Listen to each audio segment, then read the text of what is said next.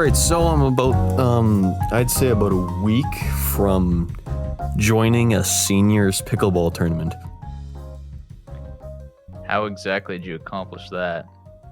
I played pickleball with seniors and they wanted me to join, even though it's a seniors only club as far as I know. I think that means you're old. Yes. Whenever I pick up the pickleball racket, I instantly age 45 years. You're probably like hundreds of years old at that point then. Every time you pick it up, you age 45. You just have to not let go of the racket to decrease the amount of time aging. Yes. I have to tape it to my hand. So you always have a pickleball racket. Just you're That would be holding it at all annoying. times. I'm going to try and wipe my ass and then I have a pickleball racket? Use the other hand. No. Sorry, I only wipe my ass with one hand. You think I'm going to use the other hand? You're insane. I'd rather stick a pickleball racket right up there instead of using my other hand. Probably more cleanliness. It's probably cleaner too. Probably.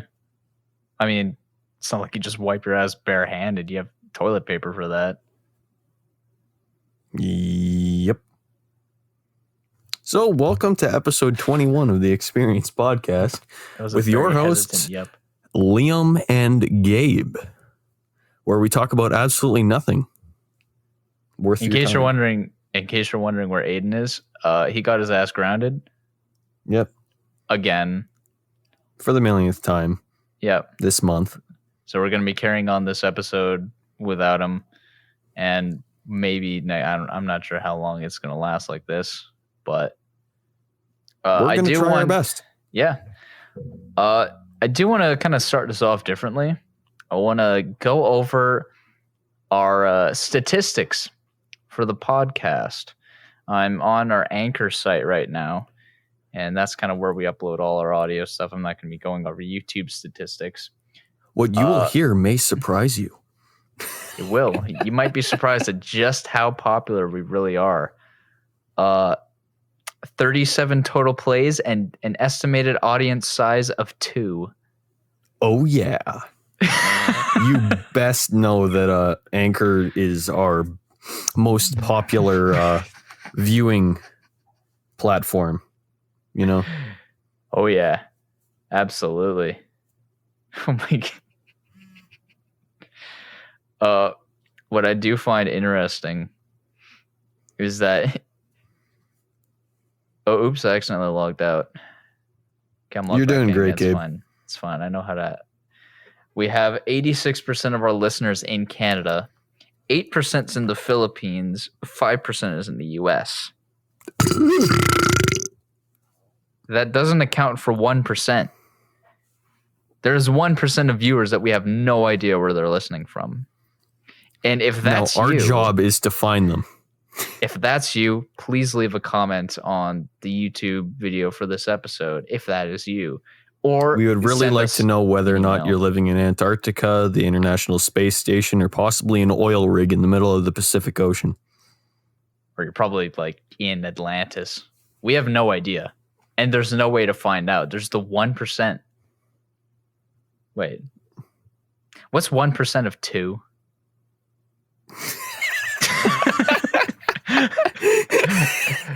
If we have 2 listeners, how is it split into 86% in Canada, 8% in the Philippines, and 5% in the US? Unless that counts for... What's 1% of 2? I'm genuinely concerned. Better question. What's 86% of 2? It's 0.02 is 1% of 2. Well, I knew that, but I mean, like, in terms of people, how much is that? I mean, is it like I think that's like a toe or a foot. So there's a single foot or maybe a big toe that listens to us, and we don't know where they listen to us from. I would say it's Hang on. Let me just do a little bit of research. Well, Liam's doing research. Let me read up some other stats. From our listening platforms, 75% listen to us on Spotify, 22% listen to us on Anchor, and 3% listen to us on Google Podcasts. If we have 2 listeners on Anchor, which is 22%, how many people listen to us on Google Podcasts, which is 3%? All right. I think I figured out where that foot may be. Where do you think? Beirut.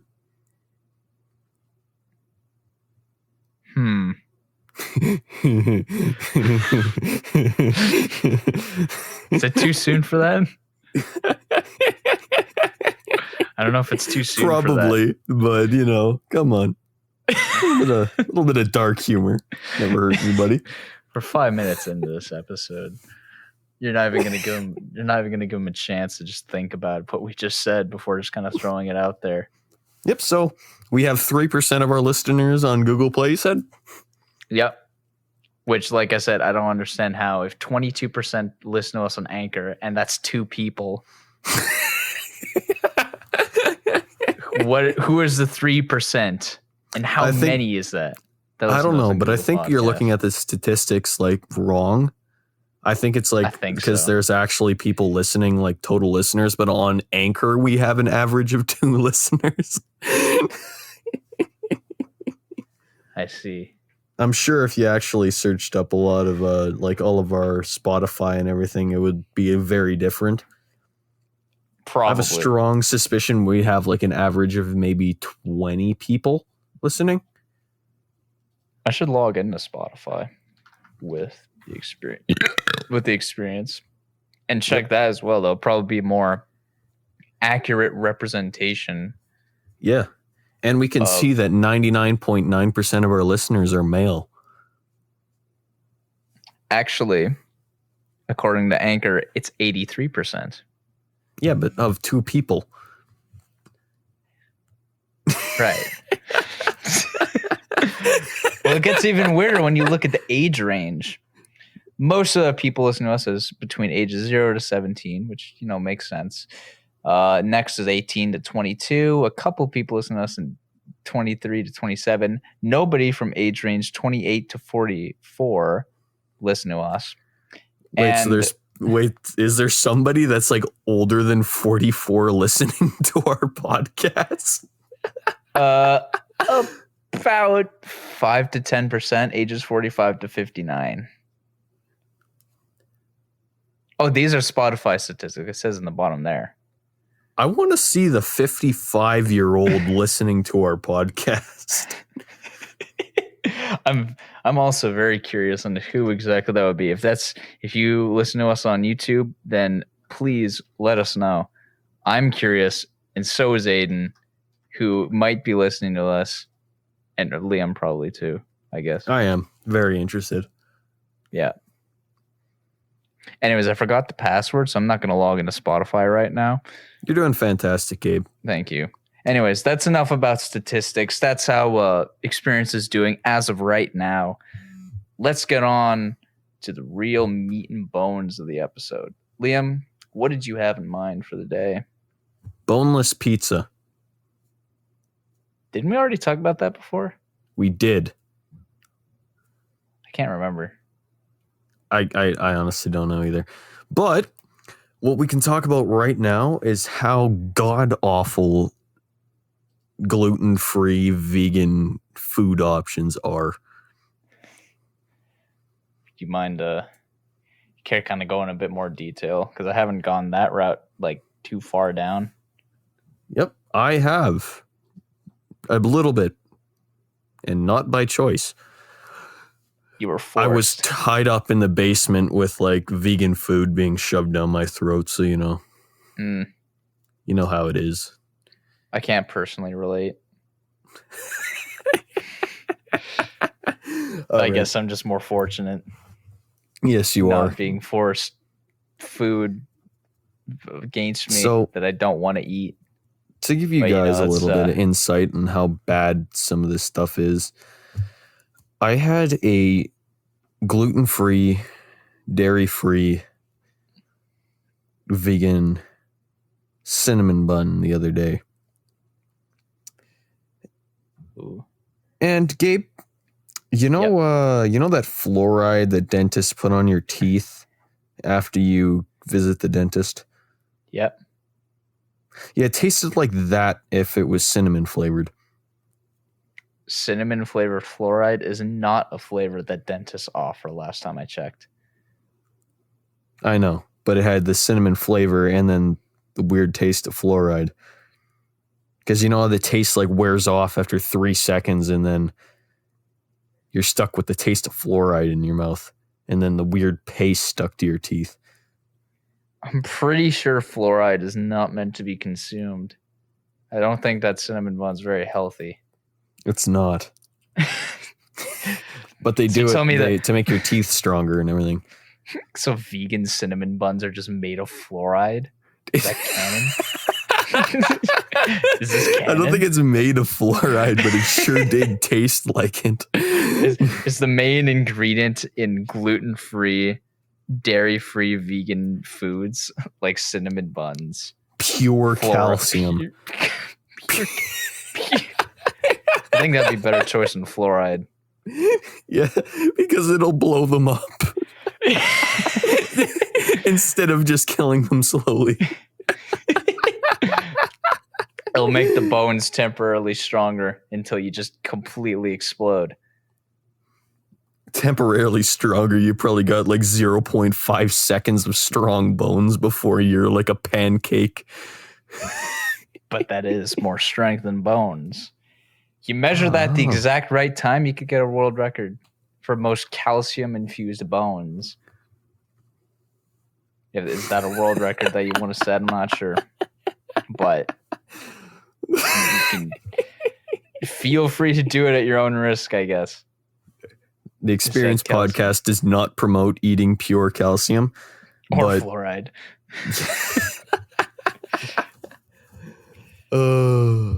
Like, you can eat what you want, but, like, you got to limit yourself somehow.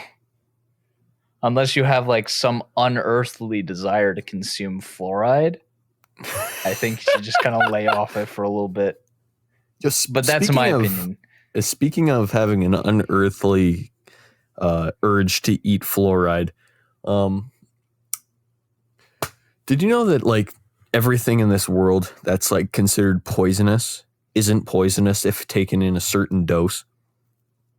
Yeah. If you take anything in a small enough dosage, it won't kill you. Exactly. So like you could literally like pour yourself a glass of cyanide and drink it without having any problems. Well, how much cyanide can you have before it's lethal? I want to say it's like 50.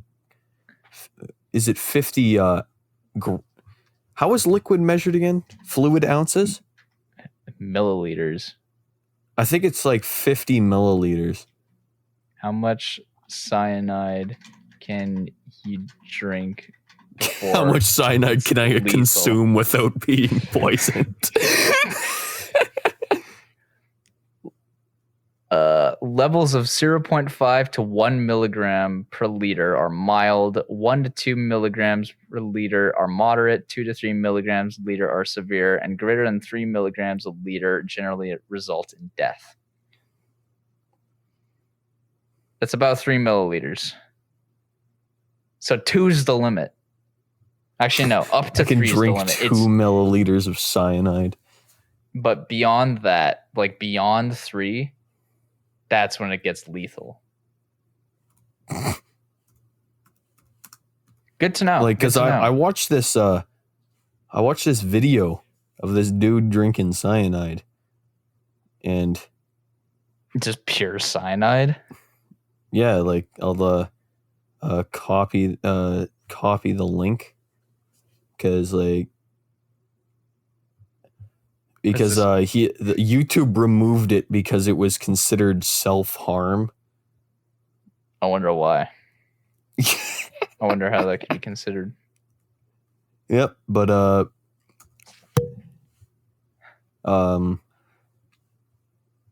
so Cody's lab? Yeah. Have you ever heard of it? I have. Like, I watch this dude all the time. It's like really interesting. Too. Is he God?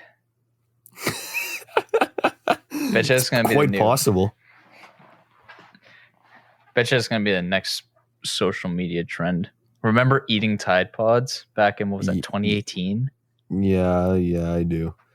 Next trend, drinking pure cyanide. How much the cyanide unlucky, can you drink before you die? The unlucky people that ended up inhaling it when they popped the thing. Oh. How'd that trend even start? How'd the thing even start? I don't even remember. Was it 2018? I think it was 2016, actually. No, it wasn't. It has been like 2018 or something. I don't exactly remember. All I do remember is that I think there was like a few deaths in the news because of it. Yep, there was tons of deaths. Yeah. The consumption of Tide Pods, Wikipedia. There's a Wikipedia article about it. Yep. It started in there were 6 deaths in 2017. 6 reported deaths. So it's 2017 then. Yep. There was except it says that in 2012 and 2013 an average of 1 child was admitted into the hospital every day as a result of eating Tide Pods. So the trend was even earlier than that. It wasn't a trend back then. It was like before the child lock safeties and everything. Like if you remember, like people would Oh yeah. Yeah. During the first few weeks of 2018, following the meme's surge in popularity, a media publication started reporting about teenagers participating in the Tide Pod Challenge. The challenge is an internet challenge where an individual consumes Tide Pods. This is like detailed, man. Well, I wouldn't expect anything less from a Wikipedia article. So it was 2018. I was right. Yeah, it was. How many confirmed deaths is in 2018 from that? 37. Yeah, I thought 6 was low.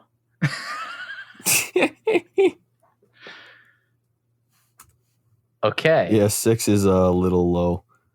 It is. So 37 people in 2018, just from a trend, died from that.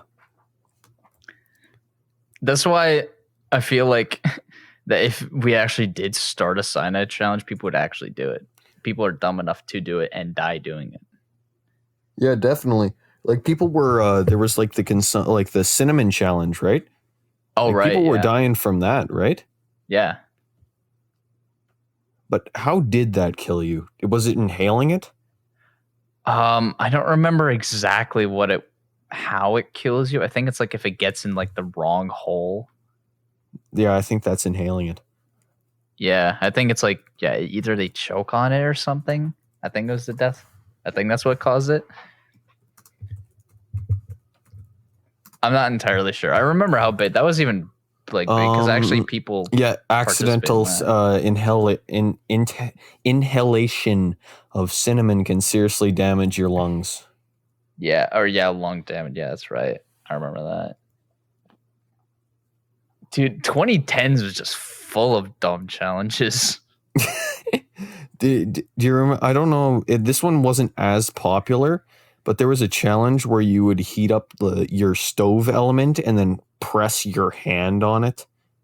I don't remember that, but I'm not surprised that was a challenge at all. Like like that's just plain stupid. Press that's your not hand like a challenge on a burning hot stove element. What's the challenge for? To see how long you could keep your hand on it? I guess. Like, at least with the Tide Pod challenge, it was to see whether or not you die. But that's just causing yourself physical pain with no benefit. None of these challenges have any benefit.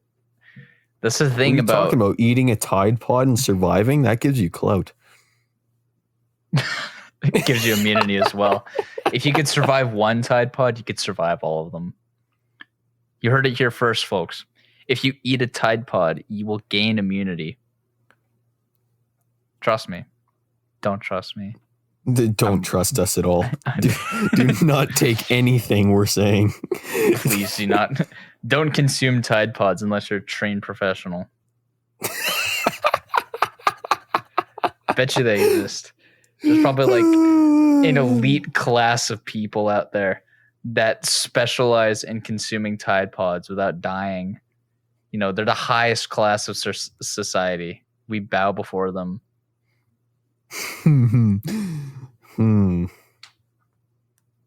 Does that? I mean, I feel like this guy exists. There's probably like a little secret club just full of people who've done all the challenges and survived all of them. What would you title this? This episode? Professional Tide Pod consumers. No. Tide Pod consumer. I feel like they exist. I mean, everything has to exist. No matter how real. I knew it. It doesn't matter how insane the idea is. It exists. And I do not. Yeah, that exists. Like, how does that work? Professional Tide Pod eaters. I don't know. I honestly don't know. I just searched it up. I got a result and I clicked off of it because I did not want to dive in that rabbit hole any further. Yeah, that's fair. It's very fair. That is quite the rabbit hole to dive into. Mm-hmm. So, like, when it comes to, like, nails, how long would you say is too long? Anything above a centimeter. Like, beyond your fingertips? I think a centimeter is the max. I'd say, yeah. Like, I have no idea how people decide, like, wake up one day and decide they're going to try and break that world record.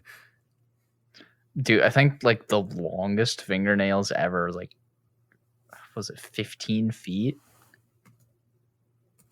And, like, at that point, it gets so long, it just starts curling up. It looks so... Yeah, it looks so bad. So bad.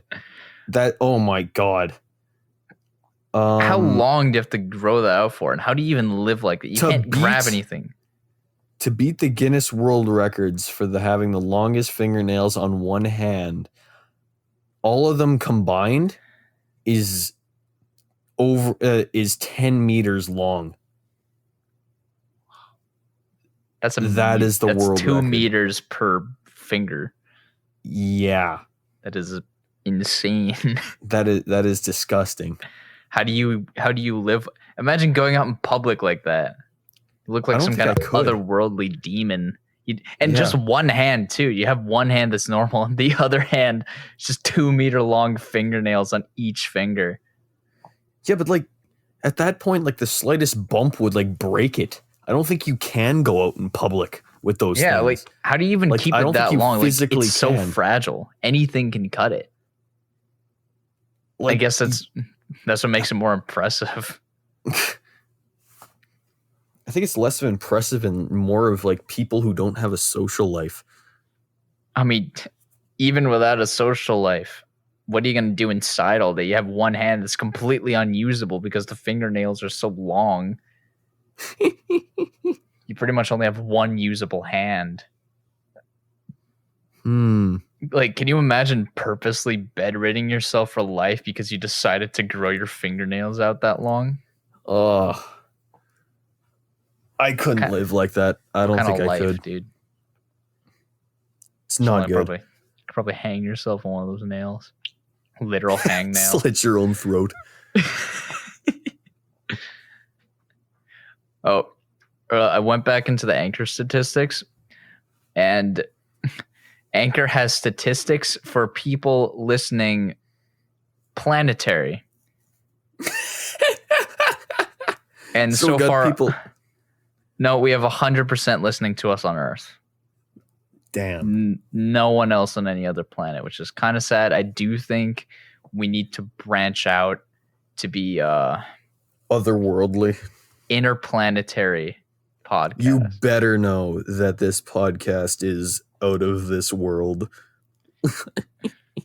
We're gonna be broadcasting this pod. I will. We're going to be broadcasting this podcast from the ISS. Every planet will be able to listen to us any time of the day, any day of however long their weeks are on other planets. I'm not sure. Or however long days are. I know like some are like absurdly long. But I'm not entirely certain. I haven't like done that much research. I think on like other a planets. day on Pluto lasts like a year. How long? I thought that was a Venus day on Pluto. I think it's Venus or Mercury that has year-long It's days. 6.5 Earth days is one Pluto day. How long is a day on? Check Mercury. Work. Pluto on Venus. I think it's either Venus or Mercury that's got year-long Venus days. is that is not wow. Okay, a day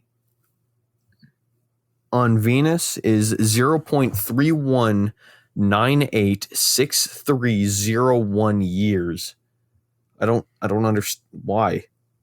Why is it? Why would you give decimal? it to me? Why would you give it to me in years? Why? Yeah, say that in days. Like why? Like I say, how long is a day on Venus, and it gives me the length of the day in years. I do not understand it. I think that's about 100 days. A day on Venus lasts for 243 Earth days. What about Mercury? And then Mercury is 58 days, 15 hours, and 30 minutes. Huh. Mars is 1 day and 37 minutes. So pretty close to us. Yeah, it's very close. And then Jupiter is 9 hours. Considering how big the planet is, that's really fast. That's a very fast planet. It spins around super speed. Can you imagine living on Jupiter and it just spins that fast? Well, I guess you wouldn't notice if you're on the planet. No, because you'd like be crushed against the surface, considering how how dense it is with the gravitational pull. And even if you survive that, then the atmosphere would just completely kill you instantly. Yep. You know, actually, did you know that Venus is like Earth's twin? It's just the fact that it's close enough to the sun where it's bad. Kind of burning, yeah. But it's like similar shape and size. Similar shape, similar. It's got an atmosphere that's similar. And the distance is similar. It's close enough that's hotter. Yep. And then it's got like a bunch of volcanoes on it. Yeah. Just generally not a fun planet. Do you ever think like hell is on Venus? I always thought hell would be on Mars. But I guess that's just from playing too much Doom. Even though Mars is the most likely candidate for a planet that we can actually live on. Yeah. You know, would you move to Mars if you ever got the chance? Depends what's on it. If there's hot Martians, certainly. Green-skinned but beautiful Queen of Mars is coming to learn more about this Earth pastime called lovemaking, and she wants me to inform her. Physically. Like, yes. She likes... It's hands-on teaching. learning. Yeah, exactly. It's the best way to learn. Yeah. Isn't it? Yeah. Yeah. Like actually doing it is the best way to learn. Because in every theory, case. You can get the basics down, but you never know what it's like, right? Yeah, you got to actually do it. Mm-hmm. So then now you know how to do it with a Martian. I mean, if you just did like the theory, it's like Martians have holes like sponges. It's like, okay, it doesn't really tell me much. I'm not sure what to do with that information. And also, frankly, I'm quite scared. That's perfectly understandable. In practice, I might get the hang of it. But it's like riding a bicycle. Once you get to know how to do it, you never forget. Exactly. I mean, you can't forget. It's burned in your mind now. And also your retinas. Yes. And your eardrums. Your eardrums. Oh. You know, I think maybe I'll skip out on Mars. You think you'll skip out? Yeah. I'm just going to be here. I think I'm fine. Yeah. I think, like, if it was possible, I would like to take, like, a vacation there just to see what it's like. Oh, totally. But I wouldn't want to live there. Oh, yeah. I wouldn't live there, but it's possible in our lifetime for it to be colonized. So I feel like it's something we could put on our bucket list. Yeah. It takes like about 10 months or something to get there, though. Yeah. And then be there for how long? And then another 10 months back. Yeah. 30 days or something. Can you imagine take a being vacation on a flight for 30 days that lasts over 2 years? Yeah. Hey, boss, I'm going to take a 1 month vacation, about 30 days. They're like, oh, where? Mars. So, like, okay, expect me back in 2 years, approximately. I get paid leave, right? Yeah. So, what do you even do for 10 months while heading there? I mean, just a I whole believe lot it's of like space. you get like there's a, okay, picture this. It's like a spaceship. I would imagine that would feel like a spaceship. I'm not going to get there on a bicycle. Yo, that reminds me, you know the comic Calvin and Hobbes? Yeah. My favorite strip series was when Calvin and Hobbes went to Mars in their wagon. In their wagon. This is super economy to get to Mars as a wagon. It gets catapulted into space. Yep. You take a really fast leap down a hill and then take off on a ramp, and then you break the surface, and then hope to God you don't piss off your passenger in case you end up having to walk home. I don't know how you're gonna walk home from there, but you do you, I guess, and get rewarded. I don't know. My personal favorite strips are chicken.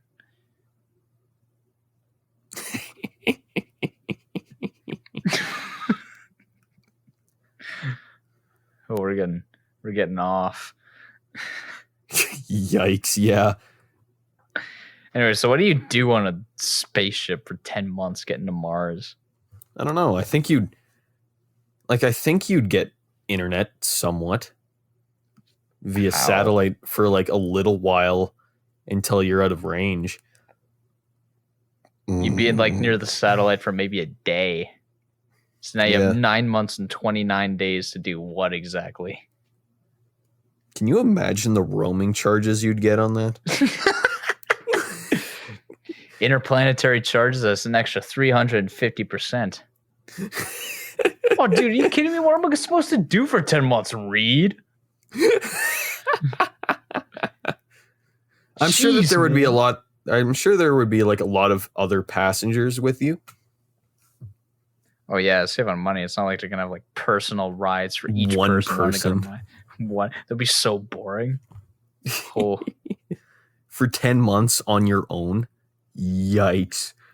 I'd rather just like be in cryostasis for 10 months than enjoy my vacation. Just cryostasis back. Yeah. Passengers. Yeah. Good reference. I mean, cryostasis isn't a specific reference to passengers. Yeah, close enough. I mean, I'm just talking like freezing, so you're not bored for 10 months. Just freezing yourself. Yeah. Imagine if you're awake the entire time in like minus 200 degrees Celsius and you have to endure that for 10 months. That's like what something goes wrong in your... You're awake in that, but you can't die. Oh, that would be hell. I think that's true hell, right? I think we've discovered true hell right there. And then you get to Mars and just... Yeah, it's just like it does. Yeah, it... And the minus like 50 something degree weather feels balmy. Oh yeah, it's like, that's hot. It's nice, good enough for a suntan. You go out and you burn if you go for a suntan on Mars. Yeah, you'd go out and like grow tumors and get stage 4 cancer faster than you can say stage 4 cancer. Yeah. So what do you even do for 30 days once you get there? After the 10 I think you like flight? sit in the hut and then occasionally go outside with a spacesuit, maybe. Yeah, occasionally go outside, maybe take some pictures of a barren red wasteland. So honestly, kind of sounds boring. You know, I think I'm gonna. I feel like out on after Mars the vacation. first 2 days, you're gonna be bored there. Yeah, after like the first 2 days, you kind of sit there and question your Mars. decisions of waiting 10 months to get there. 10 months to get there. You spend a weekend there and then 10 months back.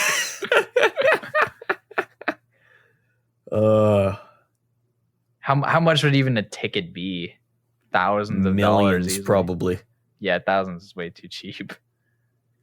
So what, you spend like what, $5 million, 10 months in a ship, probably get claustrophobia by then. Then you spend a weekend at Mars, then 10 months back. Then only to sit in a wheelchair and physiotherapy for the next 6 months so you can gain the ability to walk again. Yeah, because you've just been immobile for 20 months and then probably come back with cancer. Yep. I think I'll skip out on the Mars vacation. I might just stick with some like Honolulu. Just go to Hawaii instead. Yeah, it's cheaper, and I don't have to wait 10 months to get there unless I want to walk. Swim to Hawaii. It'd probably be quicker than flying to Mars. Maybe not. Who knows? Only one way to find out. That's actually, now I'm curious. How long would it take to swim to Hawaii? Let's say we start at Vancouver, right? Vancouver. Google you have to swim Maps. All the way around. You've never failed me before. You'd have to swim all the way around the continent. Okay, let's say. Okay, we're starting here in Winnipeg. No, am I geographically idiotic? Honolulu, Hawaii, USA. I thought Hawaii was on the eastern side of directions. Set location. Anyone? Bethray Bay. I'm walking. How long would it take to walk there? From Vancouver to Honolulu. I am currently calculating. Sorry, we cannot calculate biking directions from my house to Honolulu. Biking? What about walking? Sorry, we cannot calculate walking directions. Can I drive? Taking a car there? No, we can't drive. Can I take a bus? Nope, transit's not available. Yo, I'm just gonna bust to Mars real quick. There we go. It's a 15-hour flight. All right, I remember that. I've done it twice. It's not fun. What, 15-hour flights? Yeah. I've taken, I think the longest I ever did is a 12-hour flight. Yeah, it's not fun. Yeah, it's fairly... I can buy groceries from Honolulu? I mean, I sure hope so. What are you going to do? Live at Honolulu and not have groceries? Yeah. All right. There's one small bit of... Yeah, this entire island is barren except for the South Shore. Yeah. Yeah, I'd imagine. And I've been here before. Why am I surprised? You've been to Hawaii and you're surprised at how barren it is. Yeah. What do you expect Absolutely from a place beautiful, that's 12 though. letters in their alphabet? It's an absolutely beautiful place, though. You should, if you ever get the chance, go. I'll just swim to Hawaii. Wait, 15-hour flight. How fast does the average passenger airline go? Let me check. It's about 300 miles an hour.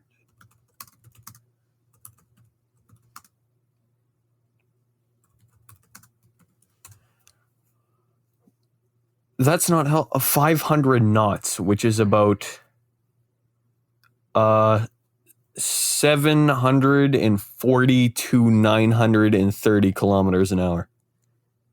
Okay, let's say 740 kilometers an hour. How fast can you go on a bike? I'd say about 30 kilometers an hour if you're really pumping it. Really? I don't think you keep that consistently. Let's pump that down. Okay, so let's narrow it down to like 15 or 20. I'll say 25. So, divide 750 by 25 and you get 30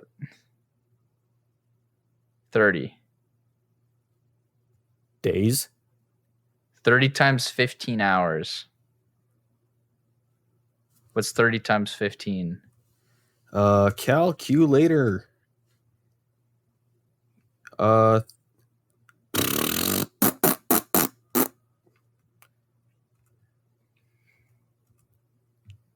We got 450.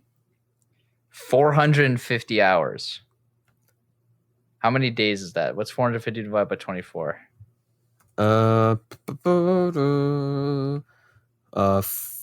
450 divided by 24. 18.75. It would take you about to 19 days. It would take you 19 days to bike from Vancouver to Hawaii.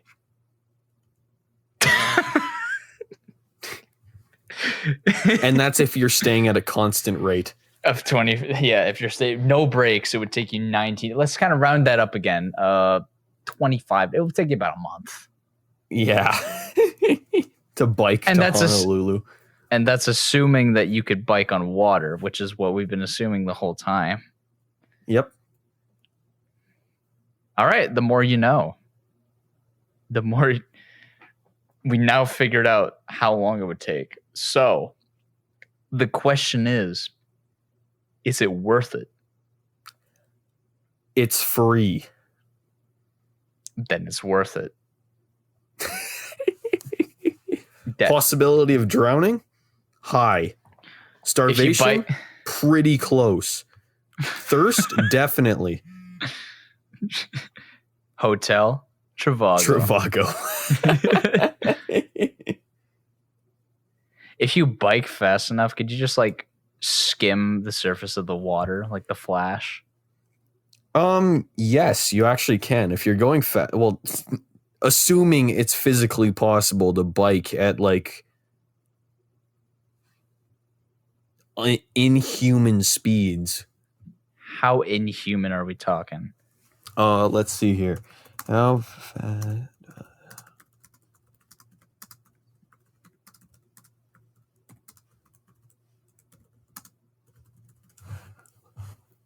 Um, 30 meters per second. 30 meters per second is pretty fast. It's inhuman. How fast can you bike normally in meters per second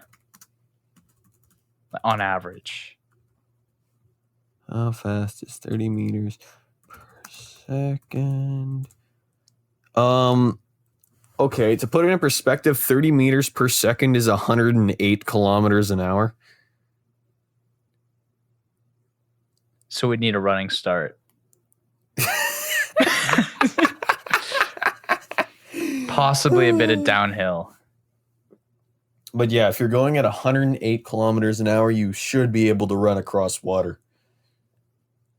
Because at that point, you're going fast enough where the water can distribute your weight fast enough and support you. Yeah. So 108 kilometers an hour, huh? Well, now we just have to figure out how to run that fast. Squats. 100 push-ups, 100 sit-ups, and 100 squats, and a 10-kilometer run every day. Eventually, you'll be able to run across water. Yes. I can easily see how this is possible. Has to be. It's got to be. Like, it's impossible that it shouldn't be. Like, it's impossible to think that a human can't run on water. That's the thing. It's got to be possible. With the right equipment and the right speed and the right genetic modifying, possibly a little bit of energy drink in the bloodstream. Down a 5-hour energy and run to Honolulu. Just down a whole 2 liters of 5-hour energy. Yeah, definitely. Oh yeah, like how many hours did it say it was? 450. Divide that by 5.